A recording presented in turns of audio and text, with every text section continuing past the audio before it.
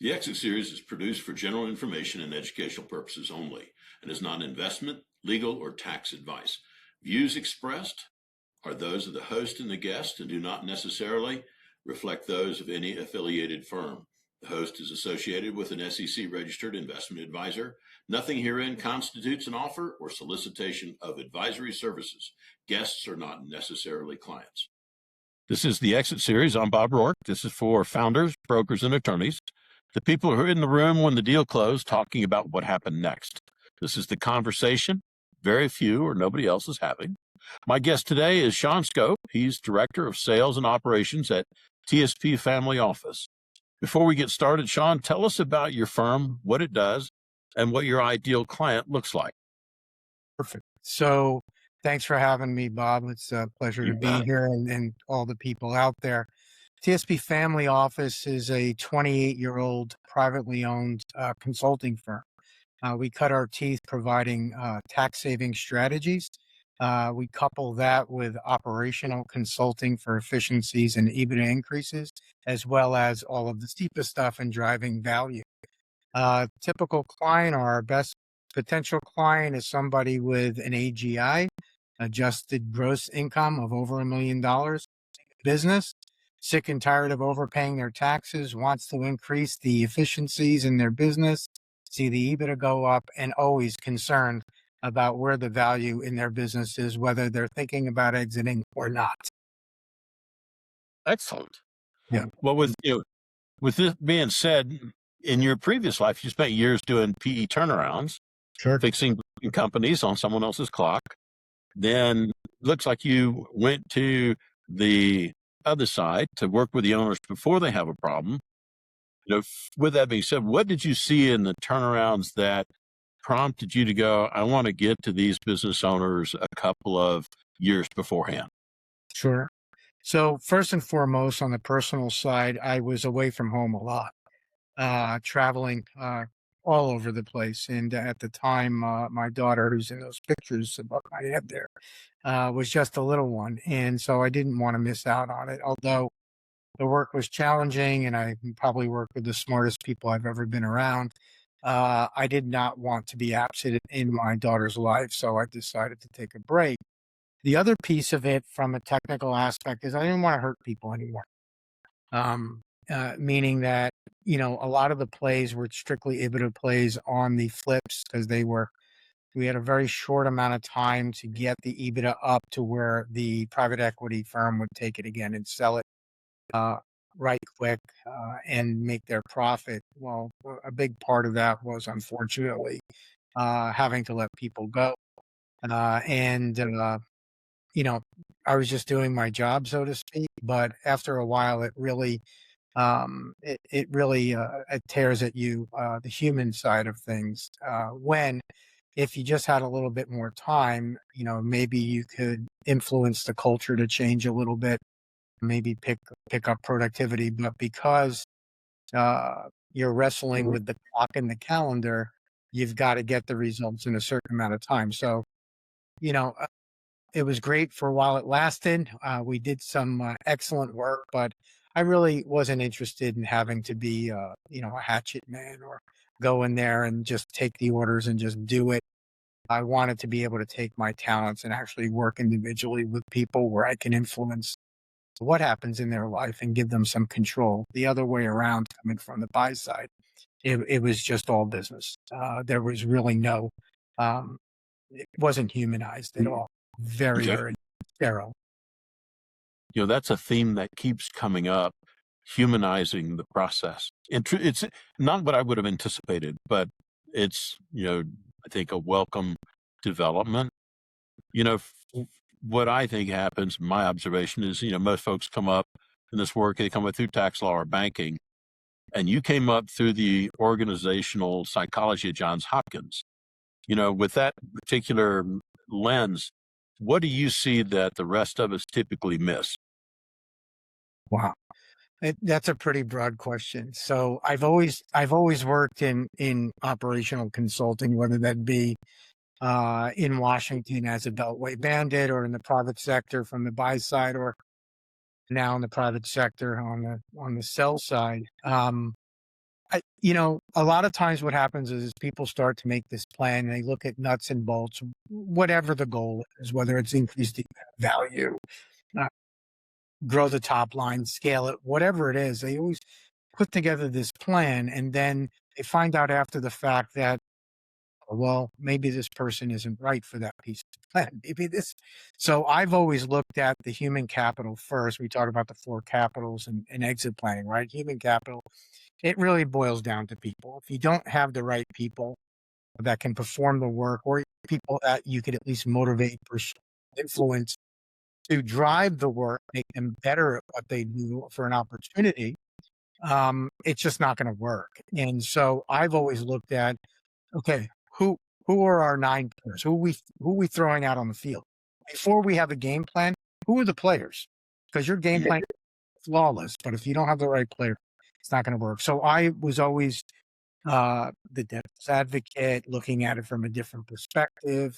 And that, rounds out a nice team when you're dealing with, CPAs and finance people, and not really concerned, or their primary focus is not on the people. It's on the results and coming up with the right mathematical equation of what has to happen. I remember going in on several jobs, where the group would say, okay, we've got to do this in production. We've got to do this. We've got to watch the schedules. We got to look at this, all of these mathematical variables. And then they would get it out and they'd say all that stuff. And they derived at these conclusions from looking at financials and maybe interviewing some people. And they'd say, okay, these are the things that need to happen. Here's the priority. Here's how quick they have to happen. And they would turn to me and say, okay, Sean, how do we get people to do this? Well, to me that's pretty important, because again, if your plan is not, you're not able to execute the plan because you don't have the right tools and people, then your plan isn't worth anything. So unless you can execute and implement that plan, it doesn't work. You've got to have the resources, and of those resources, the people, and getting them to buy in and accept change, a whole nother piece. But if you don't have the people, it's going to be a very, very difficult road. So I always look from people first out into anybody can do math, but you can't teach personality. So, I always look from the people first outward into the mathematical equations or the planning that, and in reality, it should be a balance of the two, not one way or the other. However, if you have a team that's balanced, where one perspective comes from the human capital, one comes from structural capital, because that's what we're really talking about, somewhere in the middle they meet. And so you make your adjustments along the way, so that not only is your plan well defined, but you've also got the tools, the people that can implement it and execute it. Yeah, I think the plan versus execution, plans are all well and good. Without execution, well, they're not all that useful. No. Sounds kind of dumb, but for you, tell me about you and TSP. Can you walk us through what you do and what you're thinking when that owner walks through the door? You know him, within 10 minutes, if perhaps you can make a dent for them. What's your process to try to make that assessment when you first talk to an owner? Relative to exit, I'm assuming, because we do a couple of different things. Well, I want to find out. It's almost like trying to write a history book on this person. So if I know, if you're talking about starting from ground zero, I know nothing about this person, and they're coming to us for exit planning. The first thing I'm going to do is make sure that I can meet them where they are. So one of the questions I always ask, and I preface it with a little cushion, is, in order to be a very good steward of your time, and so that we can align expectations and this can be productive, what are you hoping to learn today? That's the question I ask. And anybody can ask that question. And not that I'm trying to get a specific answer, I'm just trying to get an answer. So if the answer comes back on the positive, where they identify, well, I'd like to know how much my business is worth, I'd like to know what it's going to take to sell my business, then it's just a series of why questions. Why is that important now? Why is that important now? Have you tried this before? Why didn't that work? If it's a negative, or they fight it and say, well, some guy gave me your number and I called you and I didn't know what this was all about and everything like that. So that's a little bit more difficult, and you have to approach it a different way. You'll see when we talk today, I'll start the conversation with, well, it depends who's in front of me. So the first thing that I do when I meet a potential client is I try to identify a personality type so that I can cater my communication to that type of personality. So if I had a very strong driver type personality, typical entrepreneur, big ego, well, I don't need this. Already know everything about my business. Okay. So how much you think your business is worth? So I challenge. I meet them head on. Puts up his dukes, I put up my dukes. If somebody comes at me and is, honest and not defensive, and they say, I'd really like to know how much my business is worth. Great, let's get started on that. How much do you know about how businesses are valued? So I always take an educational approach to introducing concepts or starting the conditioning of the client. Okay. The conditioning is the ability to control where that conversation goes and where you ended that conversation. I certainly don't want to spend an hour talking with people just to get enough to find something out. I want to be efficient with my time, but there's a way that you can do it catered to that personality type and asking questions in a way that will promote positive dialogue and moving the needle forward. Somebody doesn't want to talk, I'm not going to put them in a headlock.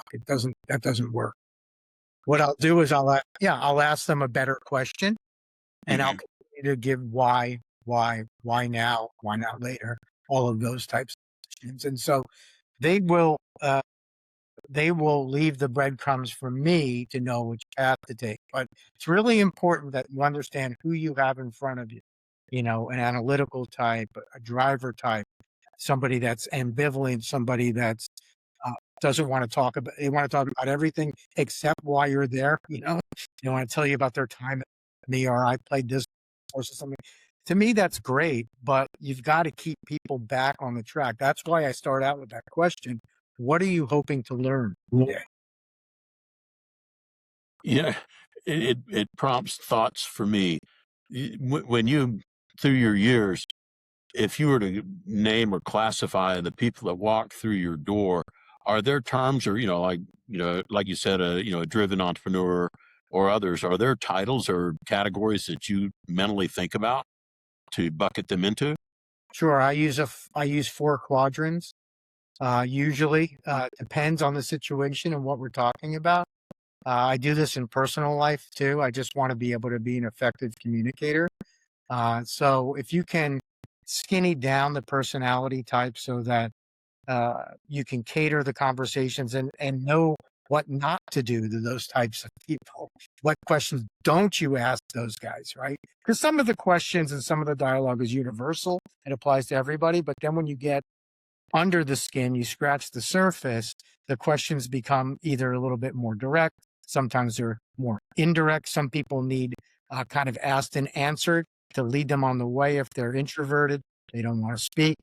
A lot of it has to do with the physicality of somebody. I find out where, because sometimes you can be wrong. You say, this he's an engineer. That means he's analytical. Well, most of the time, but there's nothing that says that this guy, isn't an animal rights person or has a softer side. So you kind of have to find where to meet them and communicate best. And you know what? It's perfectly okay to let them know that you're vulnerable too, because nobody's going to share intimate secrets or thoughts with you and without you showing that you're vulnerable as well.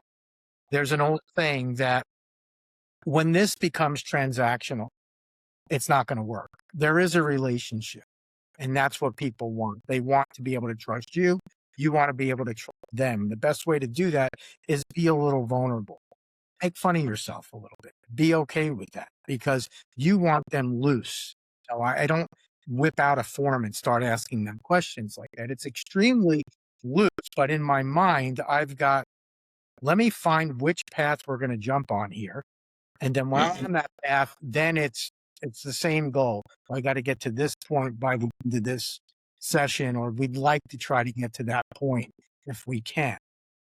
It's about controlling the situation with the client and guiding them down the road so they don't feel like they're being dragged.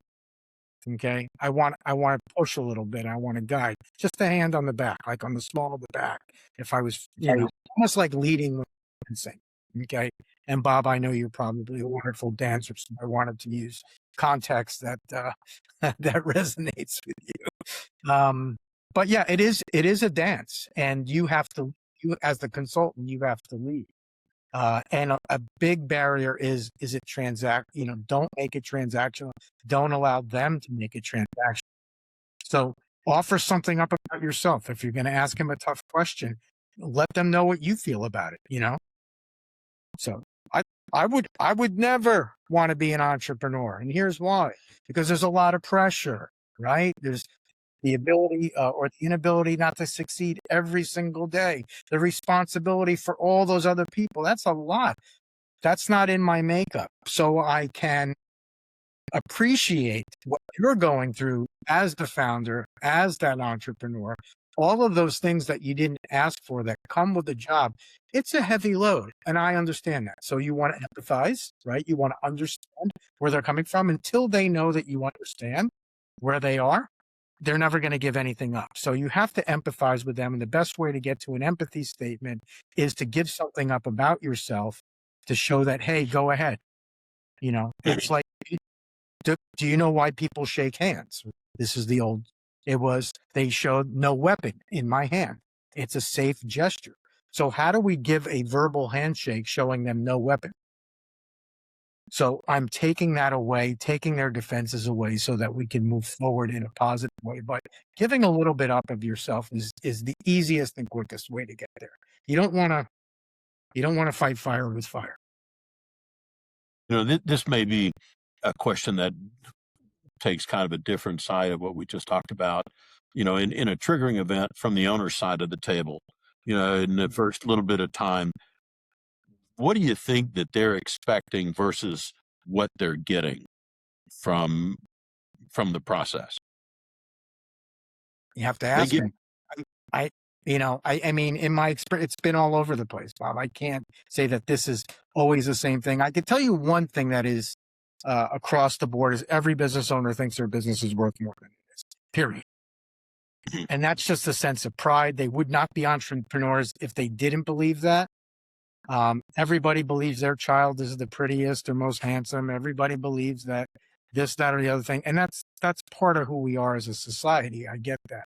But they're, depending if they're at ground zero and know nothing about exiting, value, anything like that, versus someone that's done a pretty good job and has had valuation done maybe for lending purposes or an inside acquisition where they acquired a business, they were the buyer. So there's some knowledge. So I have to know. And the best way is just ask a question. On a scale to 1, I use scales because that tells me where they are. Scale to 1 to 10, what do you think your expertise is on exiting business and how they're valuated? So if the guy tells whatever it is, discounted 20%, and that's the real number. So the guy tells me 7, he's a 5.5. He's a 5.6. So he's more than someone that has no knowledge. He's a little better than halfway. So then I would ask another question, something like, in your experience, have you ever been through an acquisition or a sale? Or yes. Okay. What was your most favorite part of that? What was your least favorite part of that? So now they're telling me, and then it becomes the answer to that is, why was that least important? Why was this? So I'm getting to the person. I have to know who I'm working with, because that will allow me to make recommendations that align with their tolerances. Because anytime if you try to force something down somebody's throat, I'm 100% they're going to throw it up. Yeah. You want them coming with their spoon saying, put it on my spoon. So there's always an alternative in the question I'm asking. Yes, I want the answer, but it's telling me much more about the person, because we're dealing with a person, or there's partners, then it's times 3 or times 4. So if I'm doing a job where I might need to go in and facilitate some sort of managerial intervention between 3, 4 partners because they're not aligned, and getting that alignment, much more difficult task than with one person. One person you could break down pretty easily, get to what you need to do and start building from there. And everybody feels good at the end. The more people in the mix, the more variability, the more that can go wrong. And I'm not that optimistic that I think the more that can go right, not in this situation. It's more wrong. And do these folks typically come in with their spouse or no? Well, we have 2 different types of clients. We have clients that are on a recurring revenue model with us for all kinds of service, and exit is offered as an ad hoc. And then we have clients that come to us that want just specific portions of exit done, like a triggering event or 90-day sprints up to a certain point. If the wife is not an owner on paper, that typically doesn't stop us from inviting the wife. In fact, we try to, in a lot of cases, the wife is our secret weapon. You don't want to make any one-legged deals, right? You want everybody, you got to find out who can tell you no. So one of the early questions on is like, well, I'll know they're married. How involved is your spouse in the business? Well, she doesn't know anything. Do you guys discuss business at home? Yes. What do you typically talk about? Challenges, achievements, so let them go on. And how do you guys make decisions in the business? How much do you value her input? It's the old sales technique of avoiding the wife or partnership objection by taking it away in the beginning and getting them involved. I would much rather meet the wife on the first meeting and she tells me my feet stink, I don't believe in Jesus, and it's over. At least I didn't waste 3-4 months work and to find out later that he would blow it up. So yes, I would highly recommend getting a spouse involved, especially in a transaction that could be millions of dollars. They're definitely going to talk to their spouse about that. It'll be rare if they don't. And in the occasion where a client might say, she has nothing to do with this, I make all the decisions, I'm going to take them at face value and say, okay, but don't come back and tell me I need to talk to my wife about it, because I'll go back and hold you accountable. I'll even, are you sure? We're going to get to a point where there's going to be some pretty tough decisions. Are you sure you won't want to seek her counsel as your spouse and as probably your best friend through your life? So yes, get the spouse involved as early as you can. Don't look at it as a threat. Look at it as your secret weapon. And sometimes that's the way to get things done. You got to go through the spouse to get to the hard-headed husband. She knows how to do it because she's been married to him for 15, 20, 30, 40 years. She's the expert on the client. Why not enlist them? In some of those sessions, there's a moment where the room sort of goes quiet and the owner has an aha moment. What's that realization that creates the environment for the biggest pivot for that owner in the next 90 days or so? What comes to mind? Well, typically it's something that they didn't know before, right? It's new information. And the silence is the reaction to it because, quite frankly, they don't know how to respond to it. They don't know how to respond. So the easiest thing to do is to do nothing. And so I would tell you this, when there is that dead spot. So, quick role play here. Okay, Bob, so we've gone through this. It looks like your business is worth about $4 million at 3 times EBITDA. And I know that might sound disappointing to you. What do you think about that? And then it goes silence. And it's the game of chicken. First person to talk loses. Okay. So I don't say a word. I wait for them. And if nothing happens, remember, 15 seconds can feel like 5 minutes, especially if you're not the one that's hanging on. I'm looking at the client. I'm noticing, is their leg jumping up and down? Are they tapping their fingers? Where are their eyes? What are they looking at? Are they touching? Are they stroking are they doing some of this, which is thinking? Are they scratching something? They get itchy. They're uncomfortable. They seem hot. Just don't say anything. Watch. And that's going to tell you where they are. And most of the time, again, their business isn't worth what they thought it would be worth, and that's a different conversation. So you can take that pivot and say, okay, so there's good news and there's better news. The good news is we know exactly where we are. The better news is that I know how to improve that. Mm-hmm. So when would you like to get started? That's a good pivot. That's a good pivot. For thinking back in the memory bank, without names, of course. The owner walks in and said the business is worth, in our example, $3 or $4 million today, right? And you want to take in and go through the process, and they get ready to sell, and they follow your process.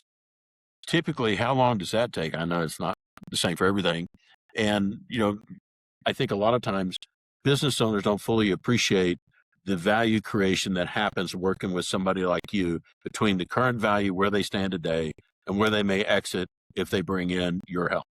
What's the typical delta between entry value and the value after the work that you do? There's a lot of other factors that will go into how soon somebody can increase the value of their business. Again, somebody comes in at ground zero and knows nothing, not even about how multiples work and what de-risking is and what are intangible assets and which of the factors carry the largest potential discounts in them. So we've had some clients in a year's time increase their multiple by 2, going from a 3 to a 5.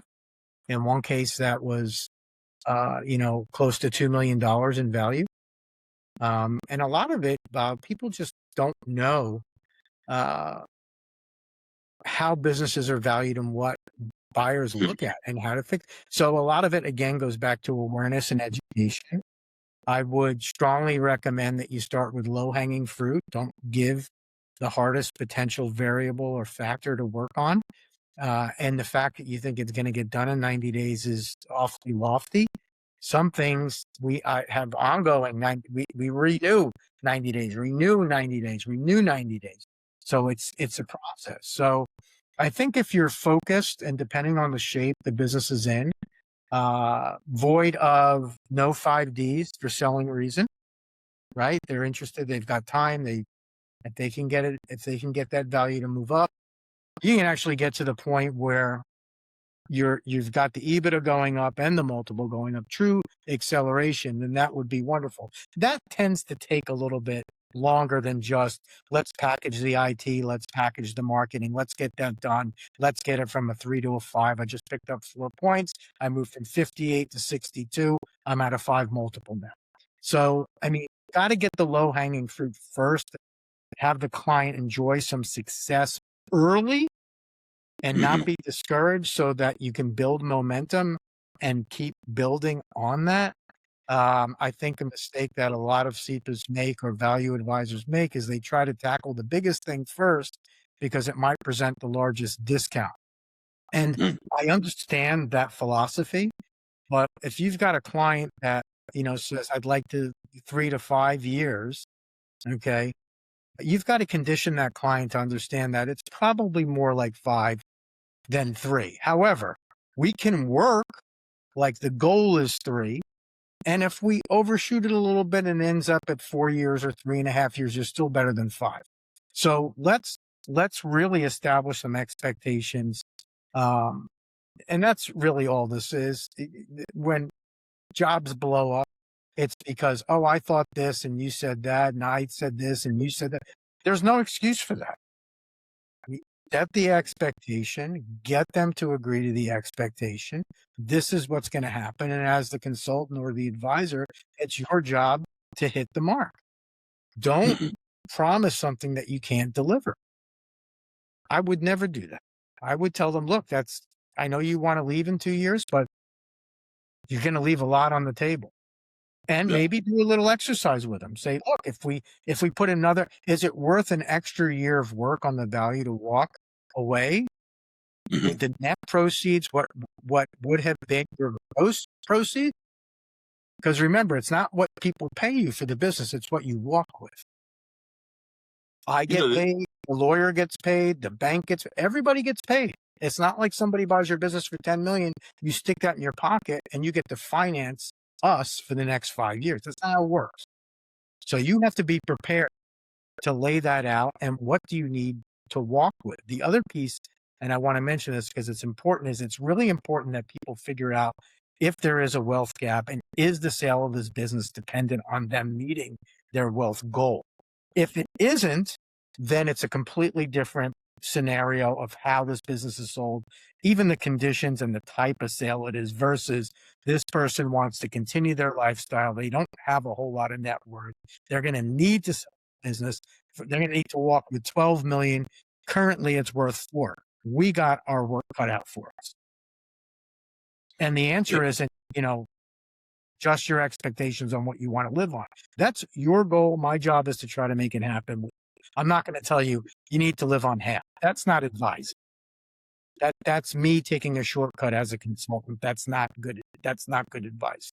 What you have to do is figure out, okay, how can we get there?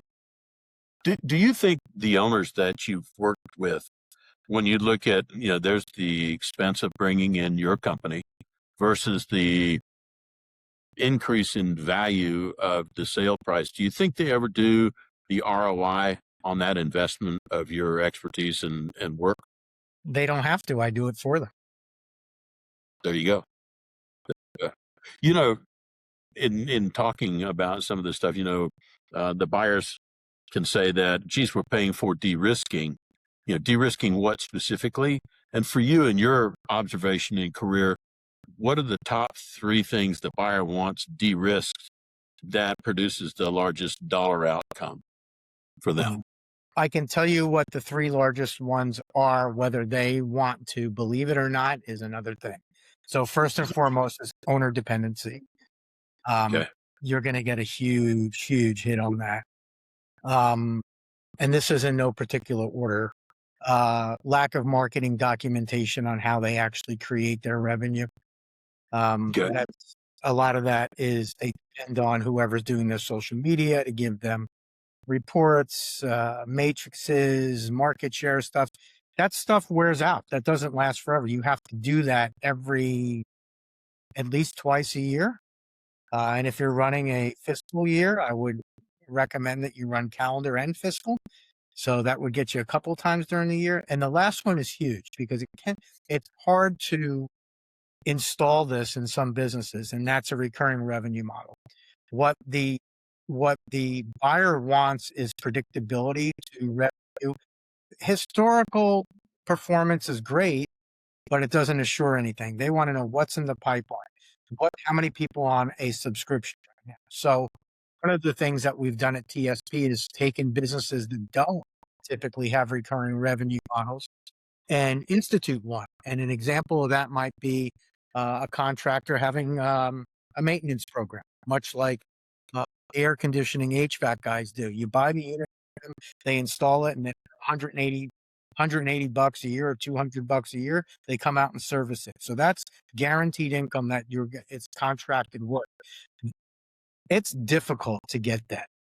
And that the recurring revenue or the systemic predictability, not the historic predictability, because historic is, well, this is what you did over the last 3 years. We're going to assume that this is don't assume anything.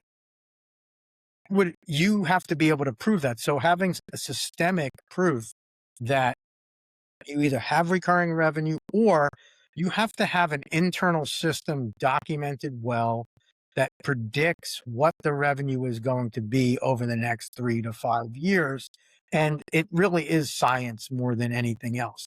If you say, well, we've grown at 10% every year since our existence. Yeah, but that doesn't tell me what you're going to do in the next 3 to 5 years. I can sit here and assume, but the best business people that I've ever met in my life don't buy things based on assumptions. They want to know that this is going to cover whatever it takes to get into this deal. So systemic predictability in revenue, top line. Okay. The best way to do that is to have some subscription or some recurring revenue element to the business. But those are the 3: dependency, recurring revenue, And what was the other one I was talking about, Bob? I lost my thought here. Recurring revenue, dependence. And dependence. And then the marketing, wasn't it? Marketing? The lack of not being able to prove what your science is behind your go-to-market, all that stuff. And that kind of correlates with products and services that are on the horizon that aren't installed yet. And so there's a little bit of projection, but I find that the less projection you can have, you need some element of it. And the more systemic, provable data, especially when it comes to revenue, because that's what they're buying. They're buying futures. They don't care what you did 3 years ago. They're not buying that company. They're buying the company today. So, If you could measure from monthly recurring revenue, add-on business that comes from just going in and doing the service work and prove it, that's something that's identifiable for the buyer. Sure. Absolutely. Yeah. Absolutely. We're talking about owner dependency. I guess owner identity is a lot of that too. And, so, if the owner is the business, which is part of the problem, makes it less sellable. How do you get a founder to dismantle that need for indispensability without feeling like they just died? What do you do? I correlate it to life. Death is inevitable. Yep. You're going to die. I'm going to die. And your business will die at some point. It won't be out of business, but it will die. It will no longer be yours. It doesn't have to be a bad thing. Mm-hmm. So one thing that I will tell you is that the owners don't want to deal with that. One, because of the identity and being one and the same. But they're really, it's fear-based. It's going to be a change for them, a very major change. So anytime somebody fears change, you have to let them know what's not going to change first. They feel helpless. They feel like they don't have any control and it just happens. Look, some people believe that you go to heaven after you die. That's a good thing. So a lot of people are okay when their time comes because they think, they believe they're going to heaven. There's no reason why a business owner can't go to business heaven. Okay. So you can ask the owner, good question here. If you could design your own death, what would that look like in your life? What would that would be? Playing and just go to sleep at night? What would that look like? And so the business owner tells me that stuff. And so I said, that's very interesting. Thanks for sharing that. We can't do that, right? Yeah. However, when it comes to your business death or the end of your business, you have all the control in the world of how you want that to go down. So this isn't a bad thing. So you don't let go of it like it's your life. You're not dying. It's just a piece of what you've been used to is no longer going to be yours. So it helps the business owners if they know that they have control, which plays into and cuts into the fear that they have about change. If they can control it, they feel a little more confident about aging and getting into the process. So if you could design your own death, what would that look like? Let them go on. And then possible, right? And of course not. So you have a chuckle. So the good news is that you can design the way that your business ends its life under your control. And somewhere in your career, where you were doing a 90-day sprint and the sprint just didn't work out. And you go back and do a post-mortem on why the sprint didn't work out. What did that teach you back then that you now employ now to either avoid or scope that properly? Good question. We touched on this before. Low-hanging fruit, early wins. Don't try to, I know that poses a 30% potential discount and we got to get to it. Be patient. Set the foundation, set the expectations. If you try to enlist the client to work on a factor that is so complex and so huge, first, you're going to lose them. They're going to lose confidence. They're going to say, they become a 5D seller. They're like, good enough. I never expected to make a dime in this thing. So anything above that's good with me. I don't care. I'll just use 20% of what I make to pay the tax. Whatever those excuses are just fear of not being able to get what they deserve, right? Let's talk about what people deserve, all the time they put in. So don't go after the big obvious thing first. Mm-hmm. Take some low hanging fruit. Every single person that I've ever met with doesn't have a written goal about their exit, what it looks like, when it happens. Have them write a SMART goal. Just do that. They can go from a 2 to a 6. They can gain 4 points. And it's because that'll become foundational to the way that you attack this thing. No, confidence and momentum. Yeah. Absolutely. So get that going, drive it forward, and build and get progressively more involved. And the owner will start pulling in people from their organization to get involved. Give that owner the first assignment. Don't have him have his assistant write his SMART goals for him. I always tell them, get a cup of coffee, glass of whiskey, whatever you want, pen, piece of paper, and write it out. And you might have to do it 10 times. Have your wife sit with you, going back to what you said. Ask her opinion. Because that SMART goal for how they want the exit to happen, when, how much, who's involved, what the type of deal is going to be, the more specific, the better it is, measurable. I'm going to lay out my foundation for how I'm going to structure these 90-day sprints. So you start there. If they are a single owner and don't have shareholders, you're the only shareholder, have them do it anyway. Are you aligned with yourself? You know, and that sounds odd. But true. Yeah. Yeah. Remember, we've got a lot of ego. We've got a lot of bravado. It's, entrepreneurs are very proud. They don't like to be wrong.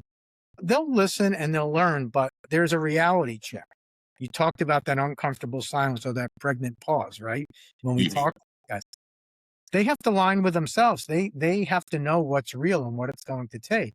And usually after the triggering event, it's almost like you punch him in the stomach, you give him a hug.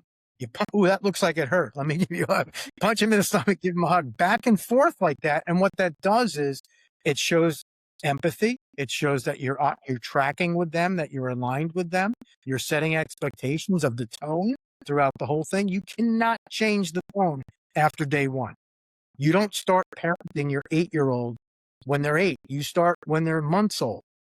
And then it gets easier as you let the rope out. You can't tighten the rope up once you get down the road. So I would say get those expectations, set that tone so that is the tone. And over time, when people prove that they can do the things and they're delivering on time, they're contributing in a way that's productive, you let the rope out a little bit. You give them a little, and that's when people start to develop. They start to get creative. They start to explore. Their curiosity peaks. Remember, they're afraid. They're afraid when they start. It's fear. It might not be sweating bullets and talking like that, but there's fear inside because they don't know. It's the unknown. So if we can get them out of the unknown and start to devise their own track here, the confidence will come up, and all of those other emotions won't show up as often as they do in the beginning. In your experience with these founders, there's probably an underestimation that many of them make about themselves. What's in your experience, what would be that one underestimation that they typically make or that you've seen frequently? They're more flexible to pain than they know. That's something. No matter how high you set the bar, human beings have the uncanny ability to reach it. So stretch your client. Not at first, gain the trust, but that bar gets a little higher. They're a lot more flexible than they know. That sounds like advice to the kids, doesn't it? In some sense, the relationship is parent-child to some degree. Yeah. Somebody's got to be. Yeah, and what's the downside? The downside is their business runs better. Their business is worth more. I mean, there's not a downside on that. With that, industry blasphemy. What does the exit planning industry get wrong that you wish somebody would really take and speak up and say it out loud so it would improve or get better? This is a personal job. And while you can form a relationship with the client and build trust, it's important to keep your boundaries. Because when push comes to shove, you're there to advise, not there to just say that's okay and let them get away with stuff. I think that from a SEPA standpoint, you have to be patient. Don't try to do everything so quick. I know that there's going to be a liquidity event, and everybody's looking forward to that, especially the owner. But the SEPA shouldn't be looking to that more than the owner. It should be a byproduct work that's almost like a bonus. Take an interest in it. Really. Yeah.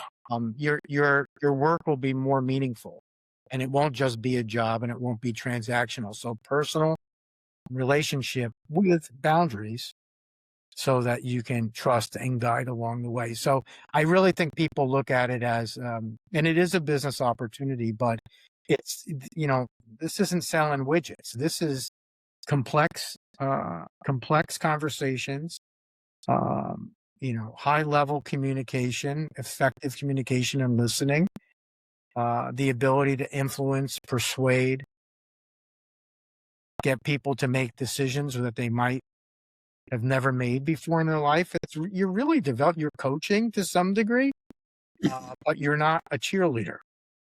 So there's a big difference. You don't want to tell somebody they're doing a good job if they're stinking up the joint. You want to tell them you're stinking up the joint. You need to do better. Let's get a plan together. So I don't think people realize how personal this is. And I'm not talking about doing the personal, that leg of the stool. Anybody that's involved in the exit process, whether you're a value driver, you're a family planner, you're a personal planner, you're the attorney, it's a very, very, very personal thing, because at the end of the day, someone's going to remember how you made them feel, not what you did for them. I've never heard anybody said, that was awesome. I hate that guy, but that was awesome. Yeah. So it's about making them feel that they're headed in the right direction, that they feel confident, that they trust. Once you break the back, basically, of the client, where they kind of give you their belly, if you will, then that's when the fun starts. But until you get to that point, it's going to be a struggle. And I think a lot of the SEPAs bail before they break the back because, one, they don't know how to, or they get frustrated and say, there's going to be so many businesses for sale. Why am I wasting my time on this one? I just won't deal on it. So they're being picky. Or if they struggle with that type of thing, then they can pick up the phone and call me and hire me to do it for them, outsource it. That way they get the best of both worlds. They keep their client, they get someone who's conditioned, they're on their way, and they didn't have to go through it. They didn't have to watch the surgery. Given your industry and educational background, that's likely to give you a frame of reference that the rest of us that don't have your background don't have. What would be, if you were advising the audience, whether it's the owner or a SEPA, a diagnostic question that helps you read the status of the person across the desk from you? What would that be? What are you hoping to learn today? That's going to define whether or not they're defensive or they're ready to go. If they're defensive, then you have to drill. But what are you hoping to learn today? And the operative word is learn. Because if they give you an answer, then that means they're going to be receptive to learning something. So now it's on the SEPA to teach them something. That's a good framing. That really is a good framing. Yeah. So next to last question. All right. What's the question I should have asked you that I didn't? My gosh. I know that one.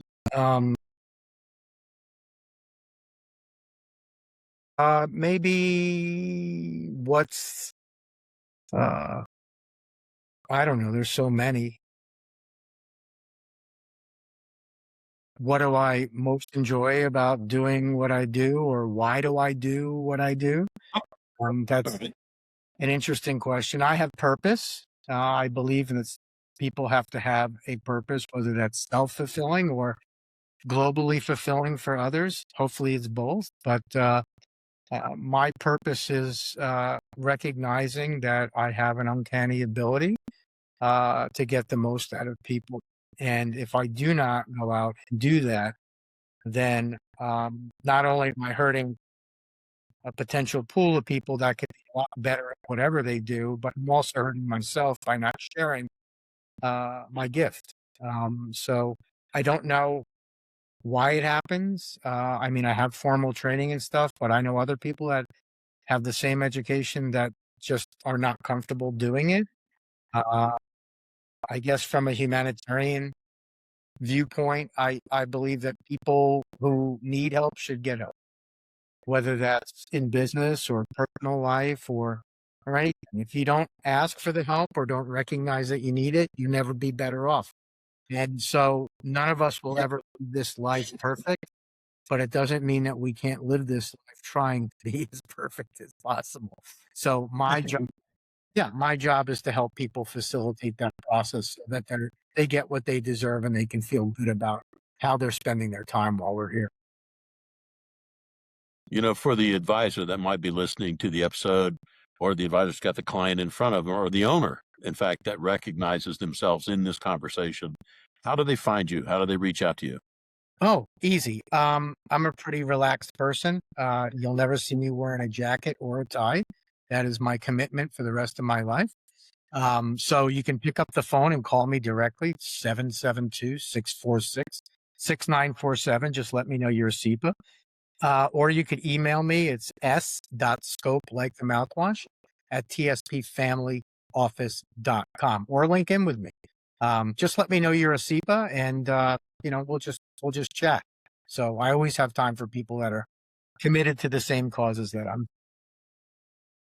Sean, this is perfect. I appreciate your views and observations and insights.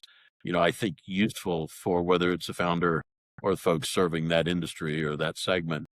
This is the Exit series. If you know of a founder who's sold, or a broker who's seen it, or an attorney who's been across the table, send the episode to them and subscribe wherever you listen, and we'll see you next time.